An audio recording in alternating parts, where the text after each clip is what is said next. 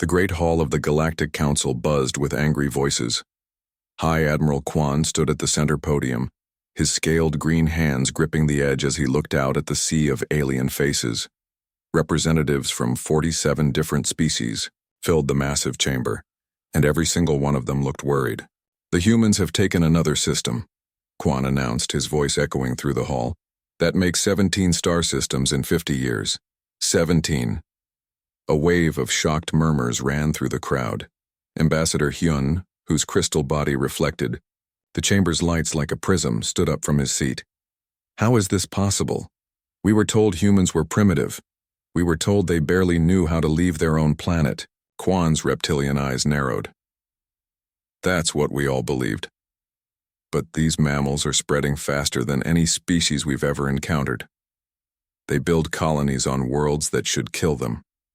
They adapt to environments that would destroy most of our people. But they're just mammals," protested Council Member Vok, whose forearms waved in disbelief. "Soft, weak, short-lived mammals. How can they be a threat to us?" The Admiral pulled up a holographic display showing human expansion across the galaxy. Red dots marked human colonies, growing larger and more numerous with each passing year. "Look at this data. 50 years ago, humans couldn't even travel faster than light. Now they have colonies in systems we haven't even explored yet." Ambassador Hyun's crystalline form shimmered as he processed this information. "What are their weapons like? Their ships? Their technology must be incredibly advanced." Quan shook his massive head. "That's the strange part. Their technology is good, but not exceptional. Their ships are well built, but nothing we haven't seen before. Their weapons are effective but not superior to ours. Yet somehow they keep winning." A small, insect-like delegate named Zix clicked his mandibles nervously. "Perhaps they have large numbers. A massive population to draw from." "No," Quan replied, bringing up more data. "Their home planet has only 8 billion individuals. We have species with populations in the trillions. Yet these 8 billion humans are outpacing civilizations that have existed for thousands of years." The chamber erupted in confused chatter. How could such a small young species be expanding so rapidly? It didn't make sense according to everything. They knew about galactic development. Ambassador Hyun raised one of his crystal arms for silence. "Then we must act quickly. If we wait, they may become a real threat. I propose we send a standard suppression fleet. Show them their place before they get too bold." Council Member Vok nodded agreement. "Yes, a show of force. We've done this dozens of times with upstart species. They see our power and quickly submit. It's the natural order." Quan looked around the chamber. "Are we all in agreement? A standard suppression fleet should be more than enough. We'll use the same force that brought the Kepler rebellions to heel. That's 1,000 ships, enough to blockade their colonies and force surrender." One by one, the council members voted. The decision was unanimous. The humans needed to be taught their place in the galactic order, and they needed to be taught quickly. Far across the galaxy, in the darkness of space near the human colony of New Sol, Captain Min sat in his monitoring station. The small outpost was nothing more than a collection of sensor arrays and communication equipment, hidden in an asteroid field where no one would think to look. Min was reviewing the day's intelligence reports when his equipment picked up an encrypted transmission from the galactic core. His fingers moved quickly across the control panel, running the signal through translation software. What he saw made his blood run cold. "Fleet designation Omega-7, you are cleared for departure. Target: Human Colonial Systems. Mission Standard Suppression Protocol. Expected resistance: minimal." Min read the message 3 more times to make sure he understood correctly. Then he began checking other communication channels. More messages, more confirmations. A massive alien fleet was heading toward human space, and they expected humans to surrender without a fight. He laughed, but there was no humor in it. These aliens clearly didn't understand humans very well. Min activated his quantum communication array, sending an urgent message directly to Earth. The transmission would take hours to reach home, but it was the fastest way to warn everyone. "Command, this is Deep Space Station Delta 7. Intercepted alien communications indicate incoming hostile fleet. Estimated size, 1,000 ships. Estimated arrival, 72 hours. They expect us to surrender. Please advise. The response came, back faster than Min expected. It was simple and direct. Message received. Prepare colonies for contact. Show them what humans do when cornered. Min smiled. He'd served in the Colonial Marines for 15 years before taking this monitoring assignment. He knew exactly what humans did when cornered. They fought. They fought with everything they had, using every dirty trick in the book, and they never ever gave up. He began sending messages to every human colony in the sector. Not orders to evacuate or hide, but something else entirely. Preparation instructions. Supply lists. Tactical recommendations. Everything a colony would need to turn itself into a fortress. Back on Nexus Prime, Admiral Quan was reviewing the fleet manifest. 1,000 ships, crews totaling over 2 million personnel, the most advanced weapons in the galaxy, shields that could withstand planetary bombardment.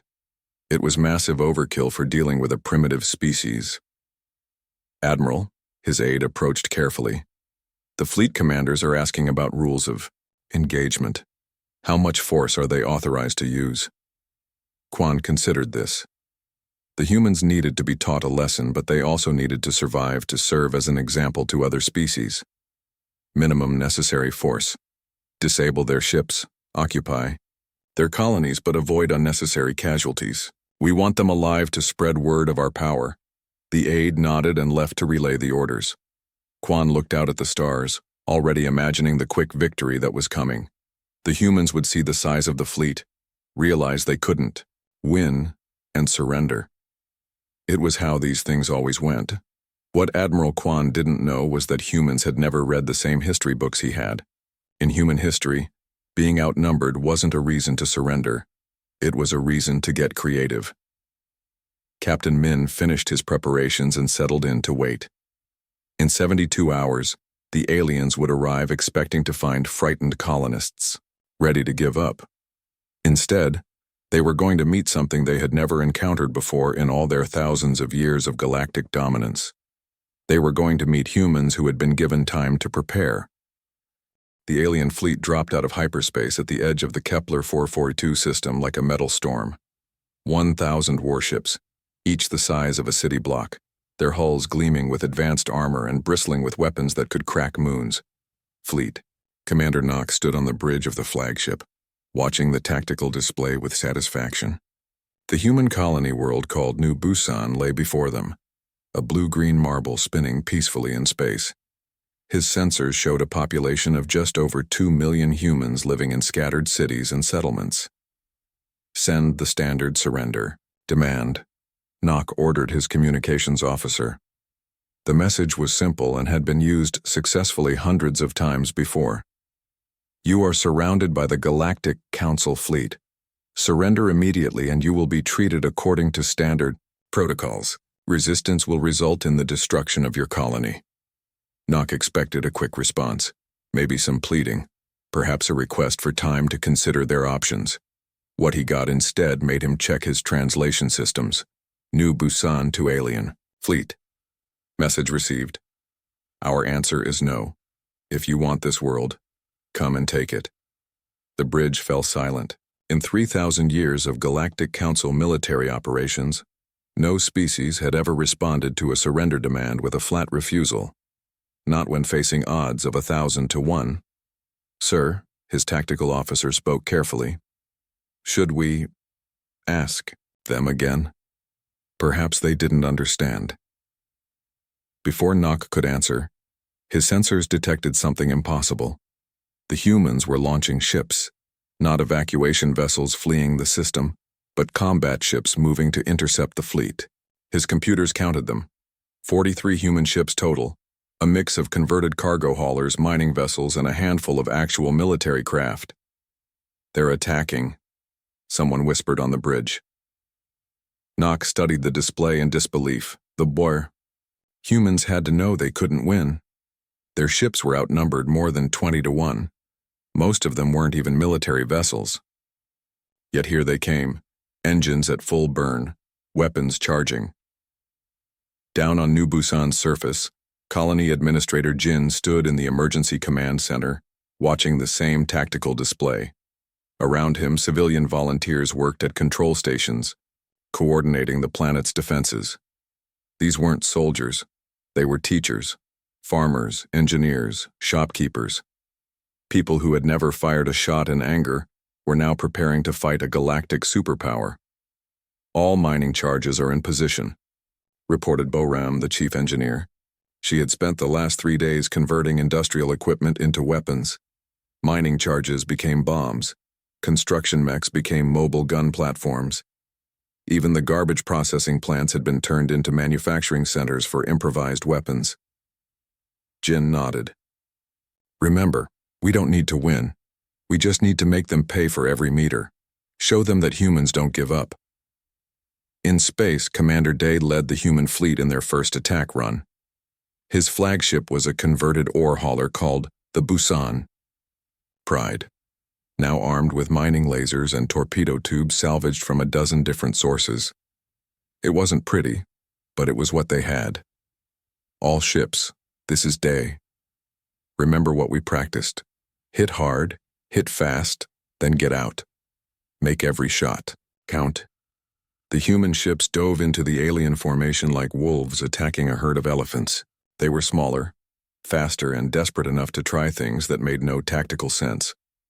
The Busan Pride fired her mining lasers at point-blank range into an alien cruiser's engine section, then used her cargo bay doors as improvised shields. While she launched every torpedo she carried, the aliens tried to respond with standard fleet tactics, but the humans weren't fighting like any enemy they'd ever faced. Human ships rammed alien vessels using their own destruction as weapons. Cargo haulers loaded with explosives flew directly into alien formations, detonating like massive bombs. They're insane, Nock's tactical officer reported. They're sacrificing their own ships just to damage ours. No, Nock corrected, watching a human mining ship take on 3 alien destroyers simultaneously. They're not insane. They're fighting like they have nothing to lose. The first battle lasted 6 hours. When it was over, the humans had lost 31 of their 43 ships, but they had also destroyed 17 alien vessels and damaged dozens more. Most importantly, they had done something no other species had ever managed. They had made the Galactic Council fleet retreat. Nock stared at the tactical display in shock. His fleet still outnumbered the remaining human ships by more than 80 to 1. But his crews were shaken. They had expected easy victory, not desperate resistance. They had expected surrender, not ships willing to ram them at full speed. Sir, his communications officer reported, we're receiving a transmission from the planet. Put it through. Administrator Jin's face appeared on the main screen, his expression calm, despite the destruction in orbit around his world. Commander, this is Jin, speaking for the people of New Busan. You've seen what we're willing to do to defend our home. Your ships are damaged, your crews are scared, and you've learned something important about humans today. Nock found himself listening despite his anger. We don't surrender, Jin continued. We don't give up, and we don't forget. You can destroy our planet if you want, but you'll pay for it. Every ship you lose here is one less ship you have for whatever comes next. And trust me, Commander, something will come next.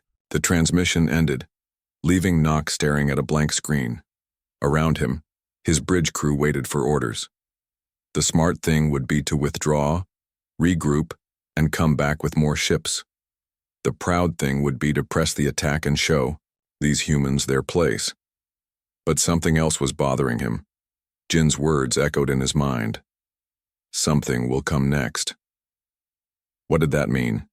Did the humans have reinforcements coming? A larger fleet hidden somewhere? His questions were answered when his long-range sensors detected new contacts dropping out of hyperspace.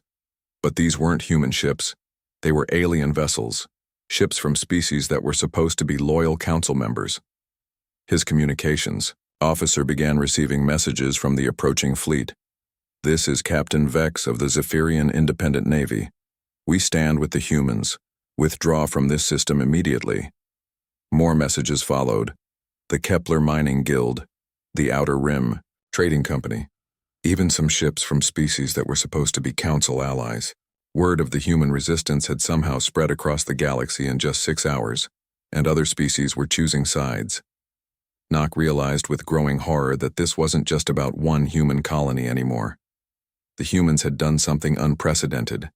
They had inspired others to resist. Their refusal to surrender, their willingness to fight impossible odds, had lit a fire that was spreading to species across the galaxy. For the first time in Council history, they were facing not just one rebellious species, but a growing alliance of worlds that had decided they didn't want to kneel anymore. Commander Day's voice crackled over the communication system from his heavily damaged ship. "Commander Nock, this is how humans fight. We don't fight to win. We fight so that others will know it's possible to fight, and now they do." Nock looked at his tactical display, counting the growing number of allied ships arriving in the system. What had started as a simple punishment mission was turning into something much larger and much more dangerous. The humans had lost the battle, but somehow, they were winning something far more important. They were winning the war for the hearts and minds of the galaxy.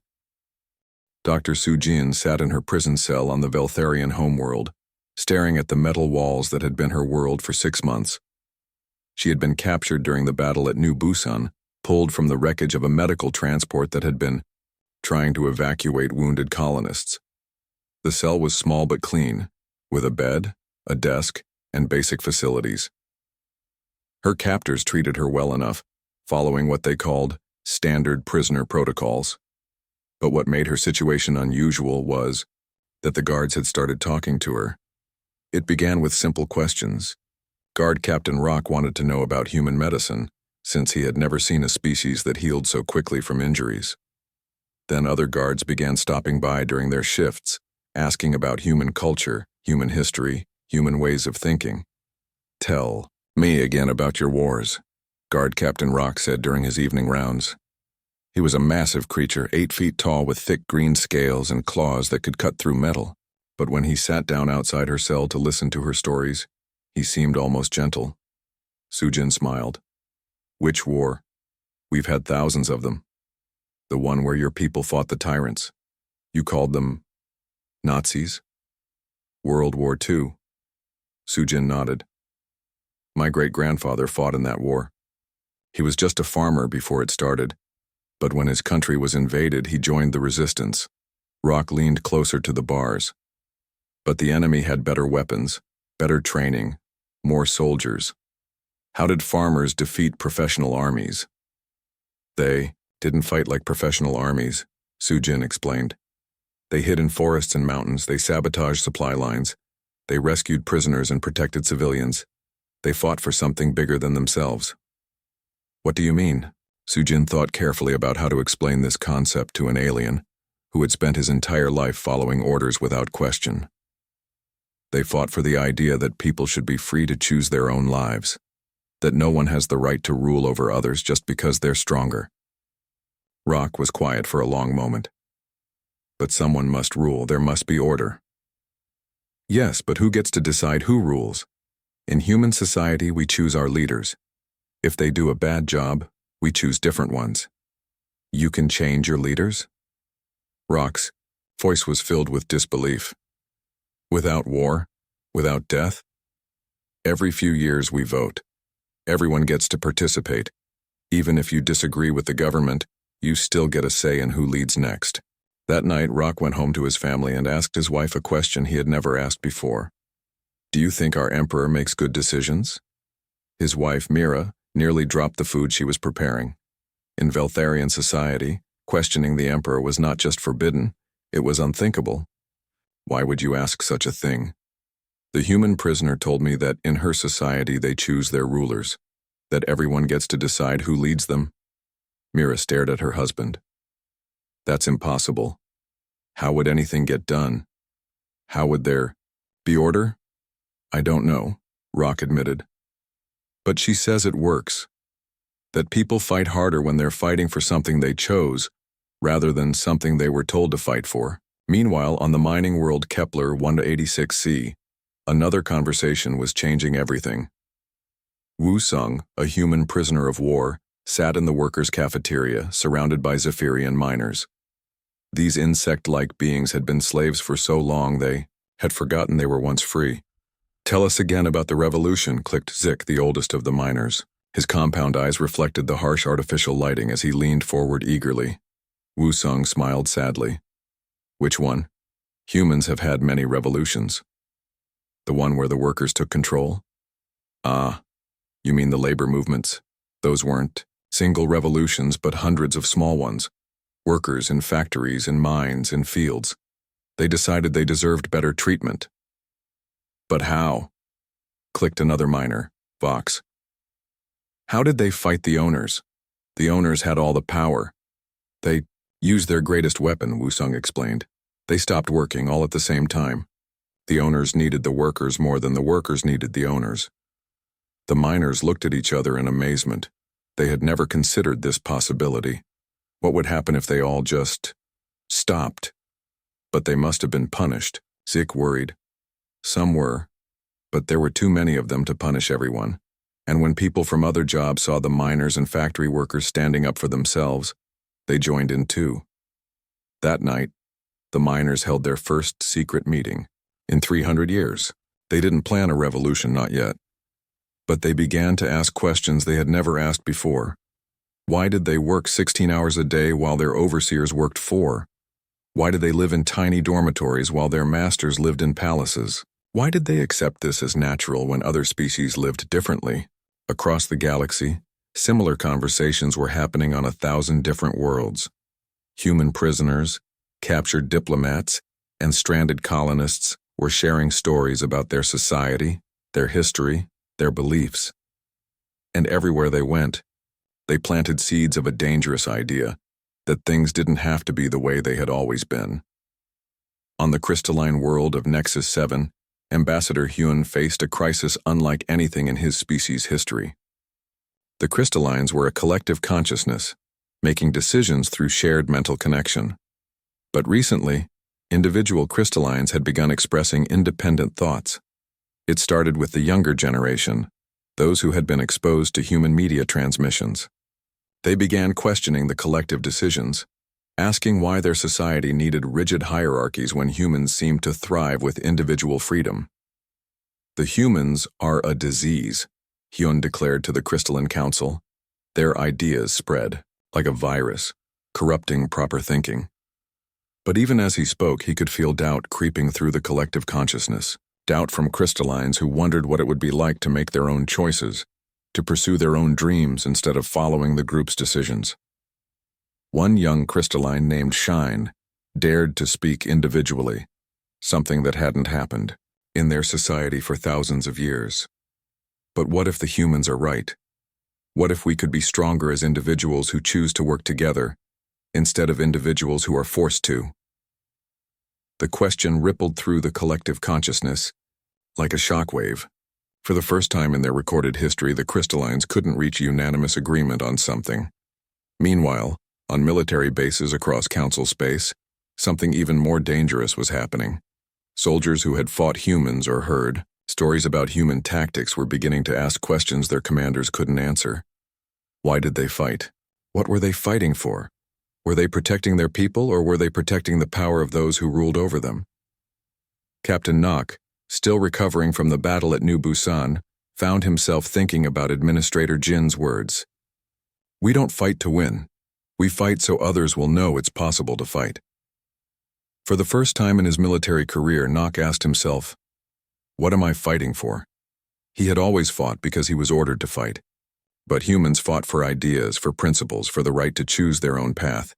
They fought because they believed in something. The realization was terrifying and liberating at the same time. What would happen if he chose not to fight? What would happen if he decided that his orders were wrong? High Admiral Kwan received reports from across the galaxy, each more disturbing than the last. Worker strikes on 17 worlds. Military units refusing orders. Entire species declaring independence from Council authority. All because humans had shown them that resistance was possible. "It's spreading too fast," his aide reported nervously. "Every time we capture a human, every time we interrogate a human prisoner, the ideas spread further. They're not fighting with weapons anymore. They're fighting with thoughts. Quan stared out at the stars, realizing that the Galactic Council faced something they had never encountered before, an enemy that became stronger every time they were defeated. Every human who was captured became a teacher. Every human who was killed became a martyr. Every human who fought became an inspiration. The humans weren't just winning battles. They were winning minds. And minds, once changed, could never be unchanged. The abandoned space station in the Vega system had been dark for 50 years, a forgotten relic from an old mining operation. Now it buzzed with activity as representatives from dozens of species gathered in secret. The meeting had been organized by Fleet Admiral So Young, but she wasn't the only human in attendance.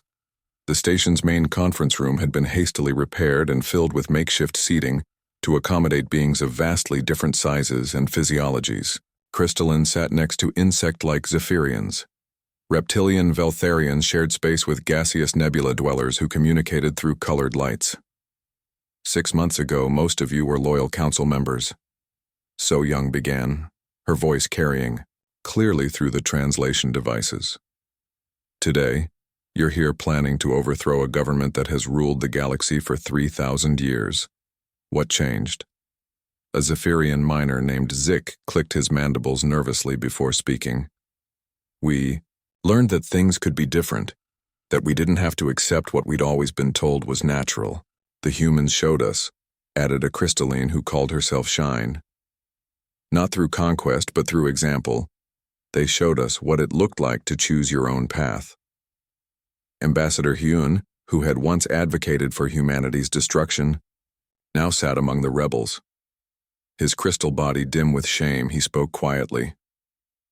I spent my life enforcing the Council's will, believing it was natural law.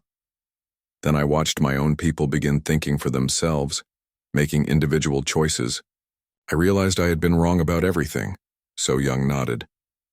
That's what this alliance is about.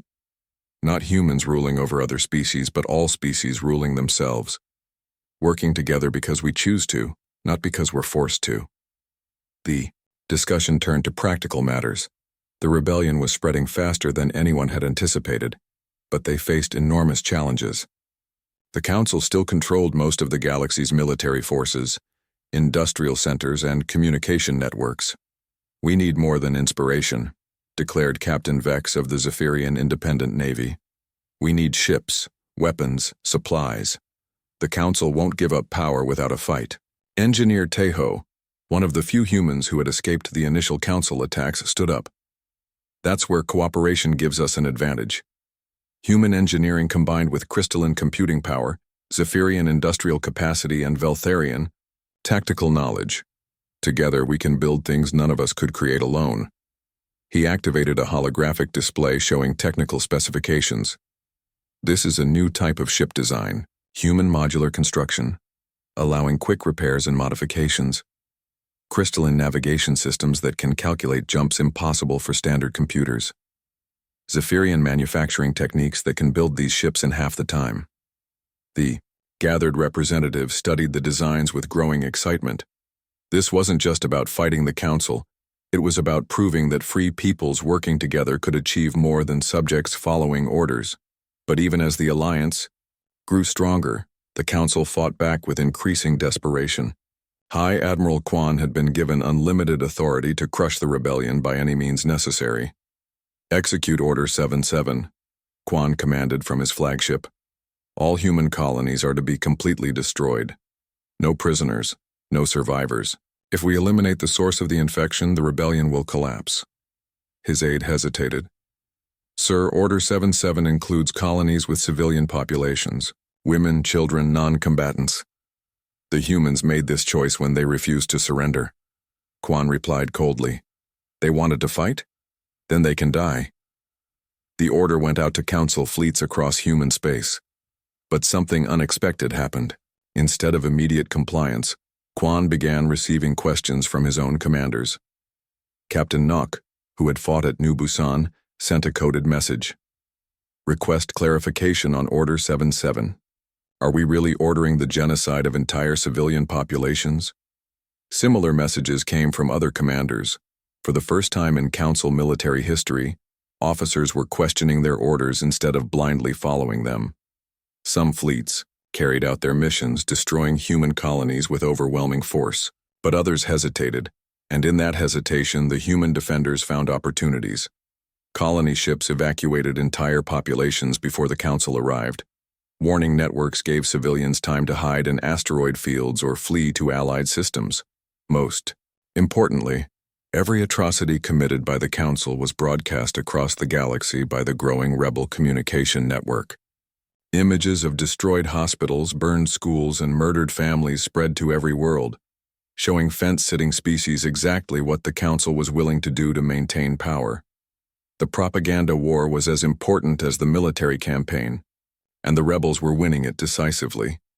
Dr. Su-Jin, still imprisoned on the Veltharian homeworld, watched her guard Captain Rock struggle with an impossible choice.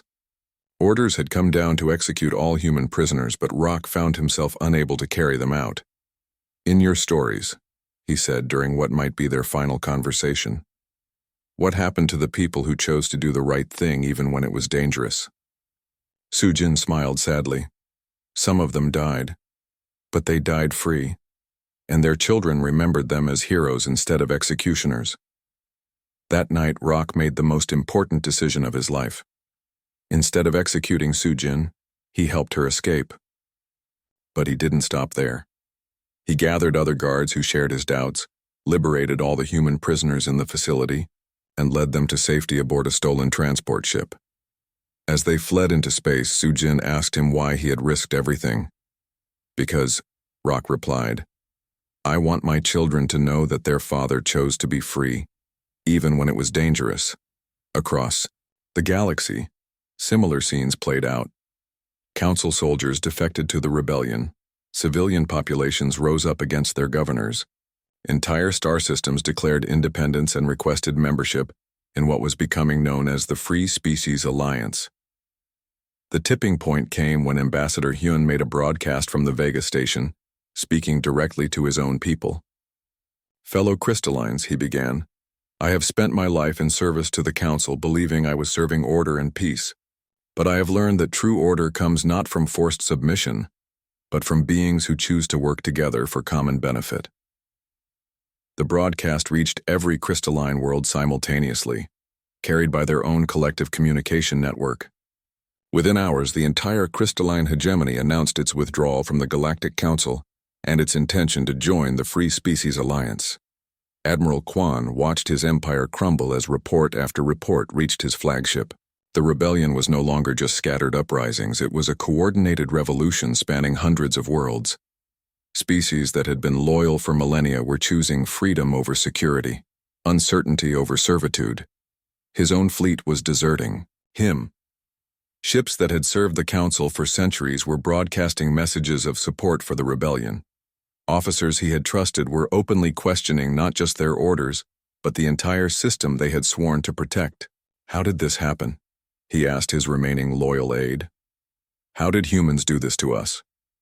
The aide, a young Veltharian named Kex, thought carefully before answering. "Sir, I don't think they did anything to us.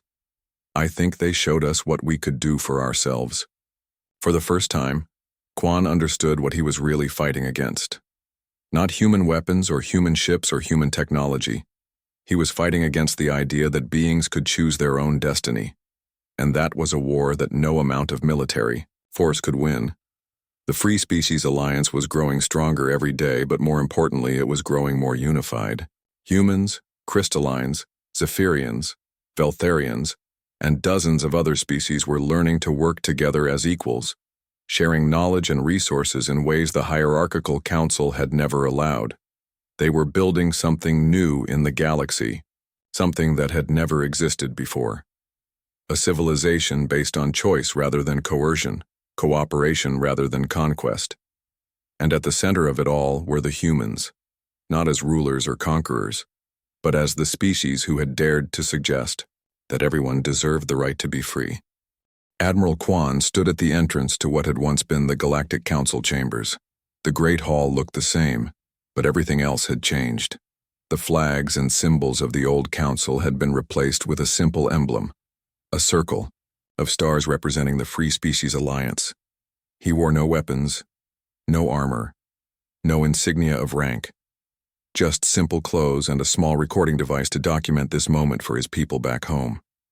His hand shook slightly as he approached the security checkpoint. Admiral Kwan, the human guard said politely. President Yunji is expecting you. The guard was young, probably barely old enough to have fought in the war, yet he showed no hostility toward the being who had ordered the destruction of human colonies. Kwan found this more unsettling than any weapon. Inside the main chamber, representatives from over 200 species sat in a great circle. There were no elevated platforms, no thrones, no symbols of superiority. Everyone sat at the same level, human farmers next to crystalline philosophers, Zephyrian miners beside former council nobles who had joined the alliance. President Yunji rose to greet him. She was smaller than Kwan had expected, a middle-aged, human woman whose most dangerous weapon seemed to be her warm smile. Admiral Kwan, she said, extending her hand in the human greeting gesture. Thank you for coming. I know this wasn't an easy decision. Kwan stared at her outstretched hand. In council protocol, conquered enemies knelt before their victors, but Yunji was offering him an equal greeting, as if he were a guest rather than a defeated foe. Slowly he reached out and shook her hand. I don't understand, he said. I killed your people. I destroyed your colonies. Why do you treat me with respect? Yunji's smile was sad but genuine. Because that's who we choose to be. We judge you by what you do now, not just what you did before. She gestured to a seat in the circle. Please sit with us. We have much to discuss. As Kwan took his place among the representatives, he noticed familiar faces.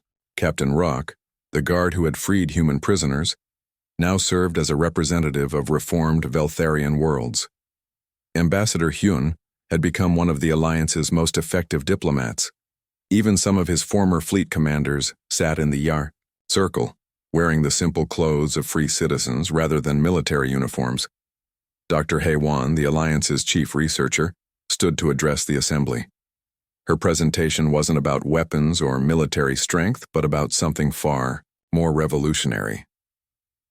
6 months ago, she began, we completed our analysis of how the Alliance achieved victory over the Council. The results challenge everything we thought we knew about power and conquest. Her holographic display showed charts and graphs tracking the war's progress. The humans won no major battles. They lost more ships, more colonies, more lives than their enemies. By every traditional measure of warfare, they should have been defeated. Murmurs ran through the assembly. Even Kwan leaned forward, curious despite himself. But they weren't fighting a traditional war, Hae-won continued. They were fighting an ideological revolution. Every defeat became a lesson. Every loss became inspiration. Every prisoner became a teacher. The display showed the spread of rebellion across the galaxy, growing from human colonies to encompass hundreds of worlds and dozens of species. The humans' greatest weapon wasn't their technology or their tactics. It was their willingness to share power rather than hoard it. They offered partnership instead of domination, freedom instead of security, hope instead of fear. Kwan found himself thinking about his own journey. He had started the war as the supreme military commander of the galaxy's most powerful empire. He had ended it as just another being seeking a place in the new order. Yet somehow, he felt more powerful now than he ever had before. The old way was based on submission, President Yunji explained when Dr. Hae-won finished. Beings obeyed because they were forced to, feared to resist, or didn't know there were alternatives. But forced obedience is brittle. It breaks the moment people discover they have choices. She looked directly at Kwan. You commanded fleets because your position gave you that authority. But did your officers follow you because they believed in what you were fighting for? Or just because they were afraid to disobey? Kwan thought about the massive desertions that had crippled his forces. Officers he had trusted for decades had abandoned him the moment they learned there was an alternative to blind obedience. They followed me because they had to, he admitted, not because they wanted to. And that's why the council fell, said Captain Rock, speaking for the first time. The moment we learned we could choose, we chose freedom. Not because freedom is easier than servitude, but because it's ours. The discussion continued for hours, covering practical matters of governance, trade, defense, and cooperation. But what struck Quan most was how decisions were made. No single being commanded the others. Ideas were proposed, debated, modified, and voted on. Everyone had a voice, from the president of a major world to a former prisoner of war. It was messy, inefficient, and sometimes frustrating. It was also more dynamic and creative than anything the rigid council hierarchy had ever produced. As the session ended, Quan activated his recording device for his final message to the Veltharian people still living under the old system. My people, he began. I stand in the chamber of our former enemies, but I am not a prisoner. I am a guest, invited to help build something new. Something better. He looked around at the diverse assembly, humans and aliens working together as equals. I have seen the future, and it is not what we feared. The humans did not conquer us through superior strength. They liberated us by showing us who we could become if we chose to be free. They offered us partnership instead of demanding our submission. His voice grew stronger as he continued. The war is over. The old council is finished. But something wonderful is beginning. A galaxy where every being can choose their own path, where cooperation is voluntary, where differences are celebrated instead of suppressed. He paused, thinking about all the lives lost, all the worlds destroyed, all the suffering caused by fear and misunderstanding. This is how we finally succumb to the humans, Quan said into his recorder. Not through defeat, but through discovery. Not through conquest, but through choice. They didn't destroy us. They showed us how to destroy the chains that bound us. As he finished recording, President Yunji approached him. Admiral, we have an offer for you. The Alliance needs experienced leaders who understand both the old ways and the new possibilities. Would you consider serving as an ambassador to worlds still under council control? Quan stared at her in amazement. You want me to represent you? After everything I've done?